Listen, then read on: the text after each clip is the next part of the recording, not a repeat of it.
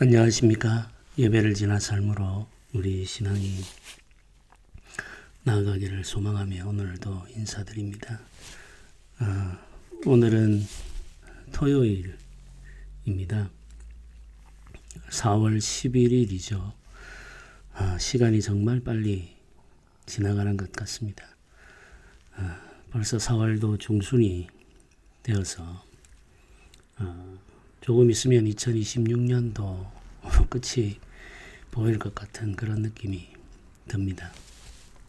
하루하루를 귀하게 생각하면서 소중한 사람들과 함께 하고 또 중요한 일들에 집중하는 삶이 되면 좋겠다는 생각을 해봅니다. 오늘 본문은 좀 깁니다. 24장 1절부터 27절까지입니다. 아브라함이 그 종을 보내서 고향 땅으로 보내죠. 이유는 아들 이삭의 배필을 얻기 위한 겁니다. 종은 아주 중요한 사명을 가지고 먼 길을 떠나게 되죠. 이 종의 입장에서 생각해 보면 사실 이 일이 그렇게 즐겁기만 한 길은 아니었을 것 같습니다. 왜냐하면 만약 이삭이 없었다면은 이 종이 아브라함의 상속자가 될 수도 있었기 때문이죠. 이삭이 태어난 건 어쩔 수 없지만 이삭이 아내를 얻고 또 그 자녀가 태어나고 하는 이런 과정들까지 보게 된다는 것은 종이 만약에 서사로운 이익에 대한 욕심을 가진 사람이었다면 하고 싶지 않은 일이었을 거고 억지로 하게 된다면 적당히 신용만 하고 말 일이었죠. 이 아브라함의 종은 굉장히 신실하고 충성스러운 사람이었습니다. 사사로운 이익을 탐하는 마음이 그 속에 없었죠. 아브라함 자기의 주인을 위하는 마음, 성실함으로 그를 섬기려고 하는 마음이 가득했던 사람이라고 할 수가 있겠습니다. 아브라함에게 복이죠. 이런 사람이 있다는 것은 아브라함의 복입니다. 오늘 본문 말씀을 한번 읽어보겠습니다. 24장 1절부터 27절까지 같이 읽어보겠습니다. 아브라함이 나이가 많아 늙었고 여호와께서 그에게 범사에 복을 주셨더라. 아브라함이 자기 집 모든 소유를 맡은 늙은 종에게 이르되 청하건대 내 허벅지 밑에 내 손을 넣어라.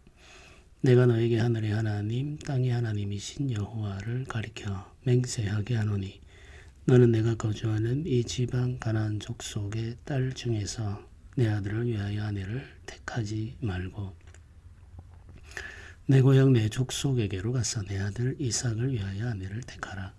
종이 이르되 여자가 나를 따라 이 땅으로 오려고 하지 아니하거든 내가 주인의 아들을 주인이 나오신 땅으로 인도하여 들어가리까. 아브라함이 그에게 이르되 내 아들을 그리로 데리고 돌아가지 아니하도록 하라. 하늘의 하나님 여호와께서 나를 내 아버지의 집과 내 고향 땅에서 떠나게 하시고 내게 말씀하시며 내게 맹세하여 이르시기를 이 땅을 내 씨에게 주리라 하셨으니 그가 그 사자를 너보다 앞서 보내실지라. 네가 거기서 내 아들을 위하여 아내를 택할지니라. 만일 여자가 너를 따라오려고 하지 아니하면 나의 이 맹세가 너와 상관이 없나니 오직 내 아들을 데리고 그리로 가지 말지니라. 그 종이 이에 그의 주인 아브라함의 허벅지 아래에 손을 넣고 이 일에 대하여 그에게 맹세하였더라. 이에 종이 그 주인의 낙타 중 10피를 끌고 떠났는데 곧 그의 주인의 모든 좋은 것을 가지고 떠나 메소보다미아로 가서 나홀의 성에 이르러 그 낙타를 성박 우물 곁에 굴렸으니 저녁 때라. 여인들이 물을 기르러 나올 때였더라. 그가 이르되 우리 주인 아브라함의 하나님 여호와여 원하건대 오늘 나에게 순조롭게 만나게 하사 내 주인 아브라함에게 은혜를 베푸시옵소서. 성중 사람의 딸들이 물 기르러 나오겠사오니 내가 우물 곁에 서 있다가 한 소녀에게 이르기를 청하건대 너는 물동이를 기울여 나로 마시게 하라 하리니 그의 대답이 마시라 내가 당신의 낙타에게도 마시게 하리라 하면 그는 주께서 주의 종 이삭을 위하여 정하신 자라. 이로 말미암아 주께서 내 주인에게 은혜 베푸심을 내가 알겠나이다. 말을 마치기도 전에 리브가가 물동이를 어깨에 메고 나오니 그는 아브라함의 동생 나홀의 아내 밀가의 아들 부두엘의 소생이라. 그 소녀는 보기에 심히 아름답고 지금까지 남자가 가까이 하지 아니한 처녀더라. 그가 우물로 내려가서 물을 그 물동이에 채워 가지고 올라오는지라. 종이 마주 달려가서 이르되 청하건대 네 물동이에 물을 내게 조금 마시게 하라. 그가 이르되 내 주여 마시소서 하며 급히 그 물동이를 손에 내려 마시게 하고 마시게 하기를 다하고 이르되 당신의 낙타를 위하여서도 물을 길어 그것들로 배불리 마시게 하리이다 하고 급히 물동이에 물을 구유에 붓고 다시 기르려고 우물로 달려가서 모든 낙타를 위하여 깃는지라. 그 사람이 그를 묵묵히 주목하여 여호와께서 과연 평탄한 길을 주신 여부를 알고자 하더니 낙타가 마시기를 다하매 그가 반세겔 무게의 금 코걸이 한 개와 13겔 무게의 금 손목걸이 한 쌍을 그에게 주며 이르되 내가 누구의 딸이냐 청하건대 내게 말하라. 내 아버지의 집에 우리가 유숙할 곳이 있느냐. 그 여자가 그에게 이르되 나는 밀가가 나홀에게서 낳은 아들 부두엘의 딸이니이다. 또 이르되 우리에게 집과 사료가 족하며 유숙할 곳도 있나이다. 이에 그 사람이 머리를 숙여 여호와께 경배하고 이르되 나의 주인 아브라함의 하나님 여호와를 찬송하나이다. 나의 주인에게 주의 사랑과 성실을 그치지 아니하셨사오며 여호와께서 길에서 나를 인도하사 내 주인의 동생 집에 이르게 하셨나이다 하니라. 아멘. 오늘 본문에서 우리는 아주 중요한 한 가지 성경의 교훈을 발견하게 됩니다. 믿음의 가정을 이루고자 할 때 배필을 어떤 기준으로 선택할 것인가 하는 거죠. 사랑이라고 하는 것은 굉장히 중요한 기준이죠. 젊은이들에게 있어서 낭만적인 사랑은 아주 중요하고 필수적인 요소라고 할 수가 있겠습니다. 사랑이 없는 가정이라고 하는 건 상상할 수도 없죠. 그건 너무나도 당연하고 자연스러운 기준이 되겠습니다. 네, 이제 성경은 그것에 더해서 중요한 가치를 제시하고 있습니다. 아브라함이 이제 나이가 많아 늙었고 또 여호와의 부르심이 점점 더 가까이 다가오고 있죠. 아내 사라는 이미 하나님의 부르심을 받아 세상을 떠났습니다. 아브라함은 이삭에게 배필이 필요하다는 사실을 깨닫고 이삭의 배필을 구하기 위해서 충성스러운 종을 보내게 됩니다. 자신의 집에 있는 종으로 오랜 세월을 함께 해온 사람이죠. 이 정도 이미 나이가 들었습니다. 아브라함은 이와 함께 하면서 그의 신실함 뿐만 아니라 그의 지혜로움을 이미 알고 있죠. 그래서 이 사람을 자신이 떠나온 고향으로 보내서 이삭의 배필을 선택해 오라고 말합니다. 모든 것을 위임한 사명이죠. 고난 자체를 이 종에게 위임한 사명입니다. 내 종을 보낼 때 아주 중요한 기준 몇 가지를 제시하죠. 첫 번째는 가나안 족속 중에서는 아내를 택할 수 없다라고 이야기를 합니다. 이 가나안 족속들은 결국에는 하나님의 심판을 받고 이 땅에서 다 쫓겨날 사람들, 말하자면 언약 밖에 있는 죄인들이라는 사실을 아브라함은 알고 있기 때문이죠. 그리고 가나안 지역을 배회하며 살고 있기 때문에 이 땅 백성들의 삶과 그들의 문화와 가치관을 너무나도 잘 알고 있습니다. 특별히 그들의 신앙에 대해서 아브라함은 잘 알고 있죠. 네, 그들 중에는 이삭에 배필될 사람이 없음을 확인한 상태인 겁니다. 그래서 고향으로 보내고 자기 친족 가까운 친척 중에서 배필을 선택하기로 합니다. 그 중에 하나님이 예비한 사람이 있을 것이라는 기대가 아브라함에게 있는 거죠. 종은 지혜롭게 아브라함에게 한 가지를 묻습니다. 먼 길을 갔다 와야 하는데 고향을 떠난다는 것, 아버지 집을 떠난다는 것은 너무나도 어려운 일이기 때문에 만약에 그 여인이 아버지 집을 떠나 이곳으로 오려고 하지 않으면 이삭을 데리고 가도 되겠습니까? 이렇게 묻습니다. 현실적인 질문이고 가능한 질문이죠. 아브라함은 그 질문에 대해서 분명하게 답을 합니다. 이삭은 그리로 갈 수 없다는 이야기죠. 그 여인이 이곳으로 오지 않는다면 그는 하나님이 택한 사람이 아니다라고 아브라함은 분명하게 말을 합니다. 아브라함이 그렇게 말을 한 이유가 있죠. 왜냐하면 하나님의 언약이 이 땅에 있기 때문에 그렇습니다.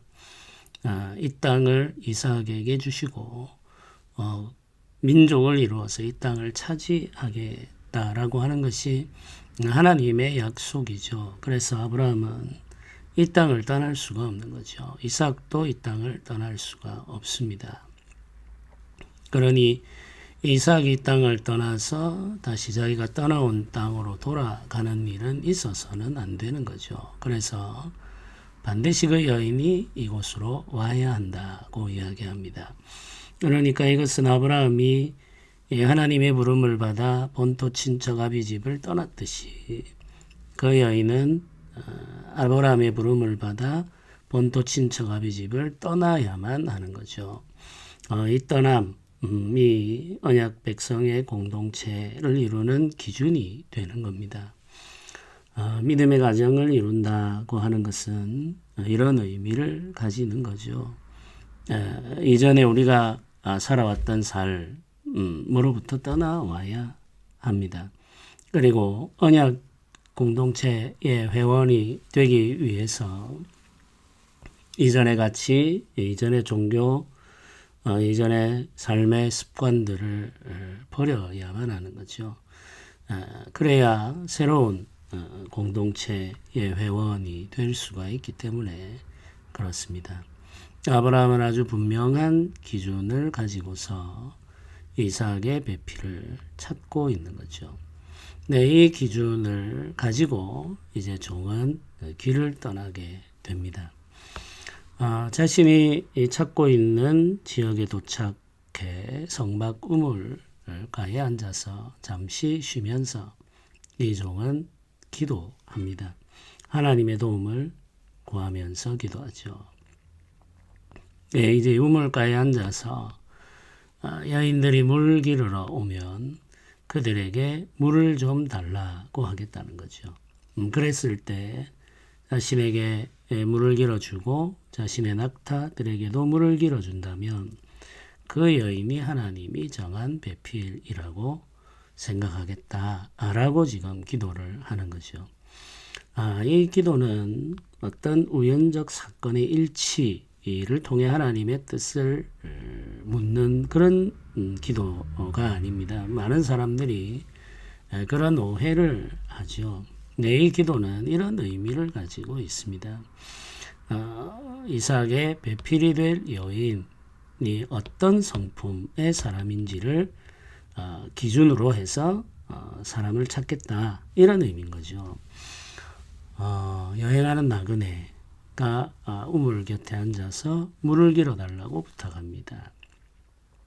그때 그 요청을 거절하지 않고 나그네에게 친절히 물을 길어 대접하는 여인을 찾고 있는 거예요. 그런데 거기에서 멈추지 않는 거죠. 요청한 것은 이 사람이 마실 물입니다.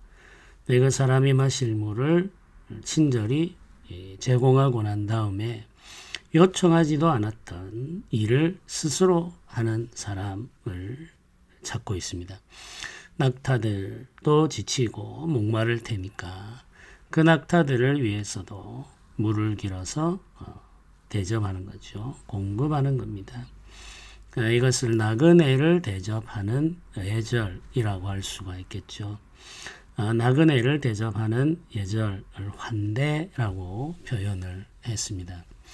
환대라고 하는 이것은 고대 사회에서 굉장히 중요한 성품에 대한 표현입니다.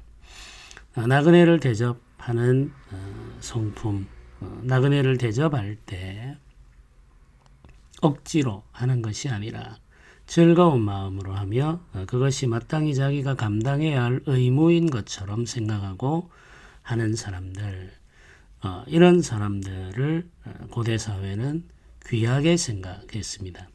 하나님의 언약 공동체에서도 이 환대는 굉장히 중요한 삶의 가치로 전수되어 왔습니다. 아브라함도 이런 환대의 삶을 살아왔고 종은 그걸 옆에서 지켜봐 왔죠.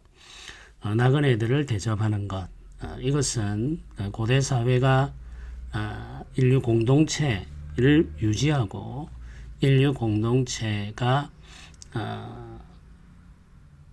선함을 이어갈 수 있도록 하는 데 있어서 아주 중요한 삶의 기준점이었습니다. 나그네라고 하는 사람들은 사실 의지할 것이 없는 아주 취약한 사람들이죠. 쉽게 무시당할 수 있을 뿐만 아니라 생명도 빼앗길 수 있는 그런 존재였죠. 그런데 그런 사람을 친절히 대하는 사회, 그게 공동체적 사회죠. 약한 자들을 돌보는 사회, 그런 사람들을 존중하는 사회라고 하는 기준점을 가지고 있을 때 그 사회가 지속 가능하다는 사실을 알았기 때문인 거죠. 하나님의 백성들의 공동체에서도 이 환대는 너무나도 중요한 삶의 가치였습니다. 이 종은 이삭의 배필이 될 여인은 나그네를 대접하는 삶을 익히고 있는 사람이어야 한다고 생각한 거죠. 환대가 나그네를 대접하는 삶이 고대 사회의 아주 중요한 삶의 가치라고 해서 모든 사람이 그런 삶을 살았던 것은 아닙니다. 소돔에서의 일을 우리가 떠올려 볼 수가 있겠죠. 나그네들을 함부로 대하는 불량한 사람들이 많았습니다. 대부분의 사람들이 그랬겠죠. 그랬기 때문에 이 환대의 삶을 중요하게 생각했고 또 중요하게 가르치기도 했던 거죠. 그게 더 중요하게 강조되었다는 말은 그렇지 않은 사람들이 많았다는 의미이기도 하죠.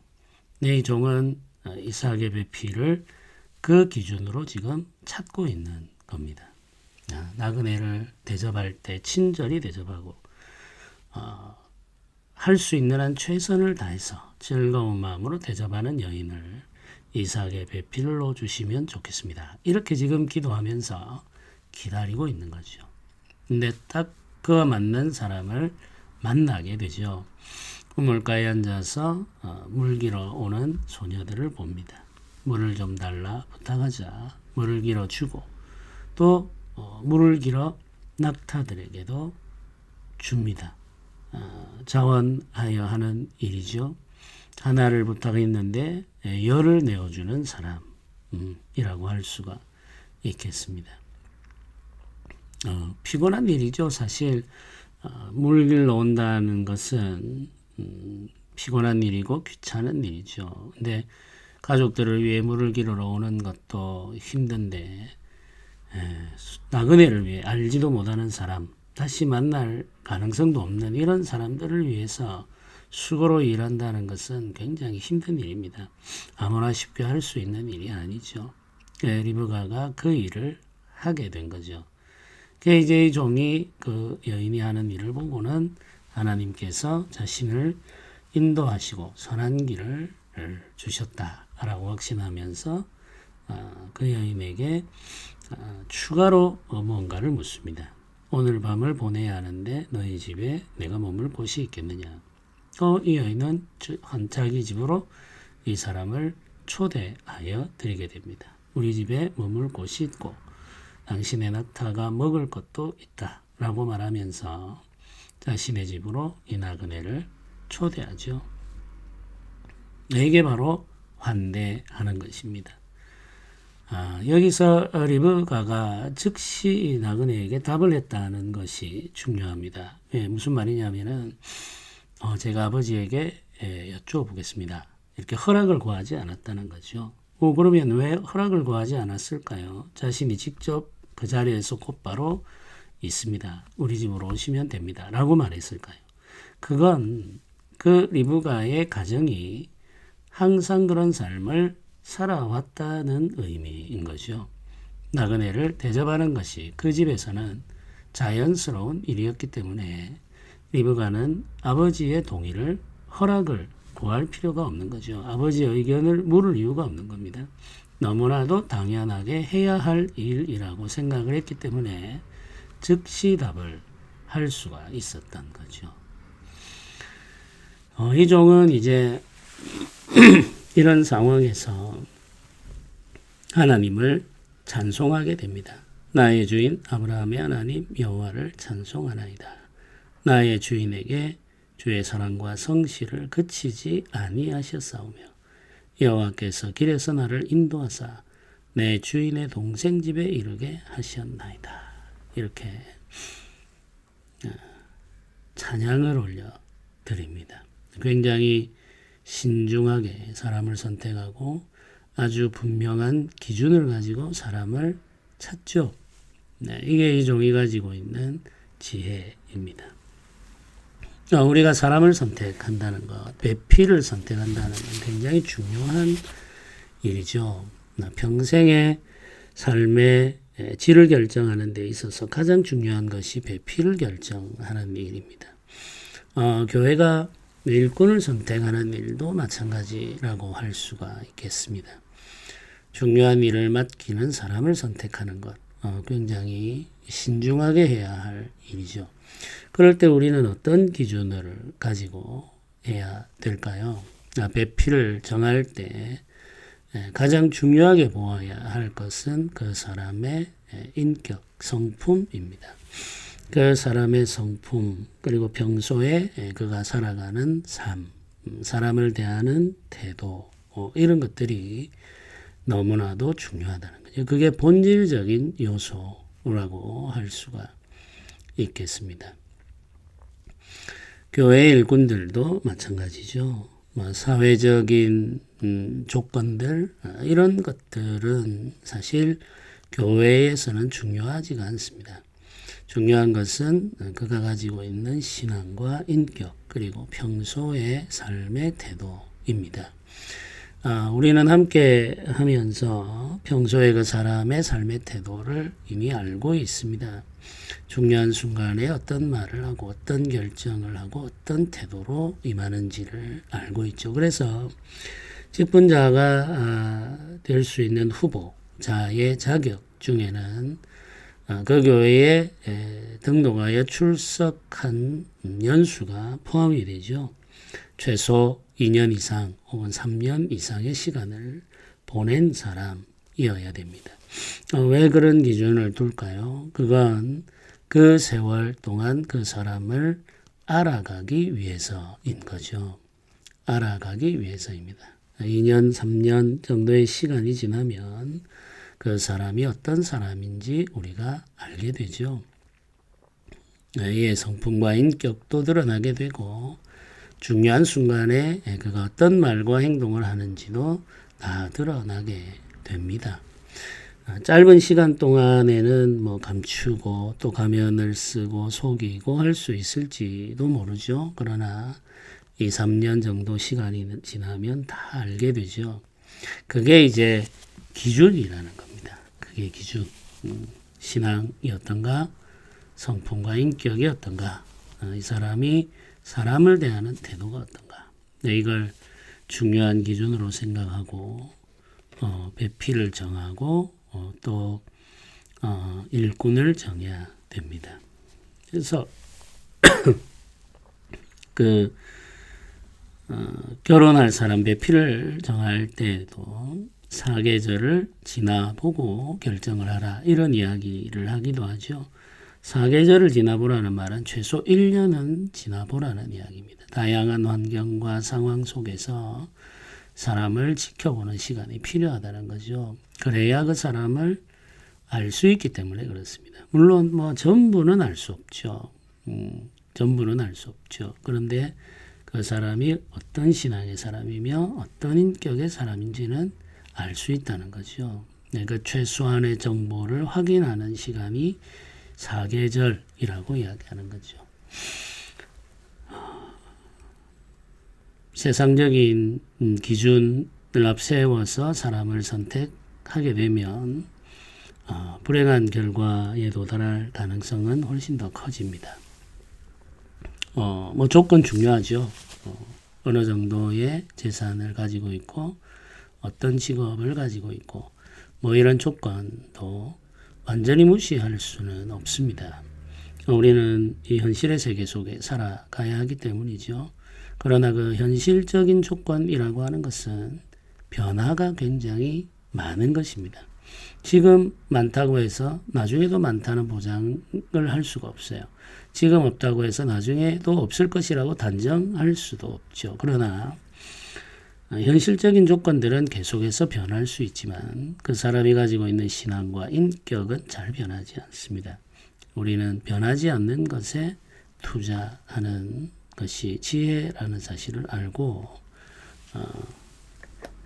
배필을 정할 때든지 일꾼을 선택할 때든지 우리가 그런 지혜로운 기준을 가지고 할 수 있으면 좋겠습니다. 오늘 말씀을 마음에 담아두고 우리 자신과 또 우리 자녀 그리고 우리 교회를 위해서 기도하도록 합시다. 기도드리겠습니다. 은혜로우신 하나님 아버지 감사합니다. 우리를 인도하심을 믿습니다. 우리 자녀들이 믿음의 가정을 이룰 수 있도록 도와주옵소서. 신앙과 인격으로 훈련된 사람을 친절히 대하며 섬길 수 있는 사람 주님께서 예비하여 주시고 복된 가정을 이루게 하시며 또 주의 교회에도 은혜를 베푸셔서 신앙과 인격이 훈련된 사람들을 일꾼으로 선택하셔서 주의 교회를 복되게 하여 주옵소서. 감사드립니다. 예수님의 이름으로 기도드립니다. 아멘.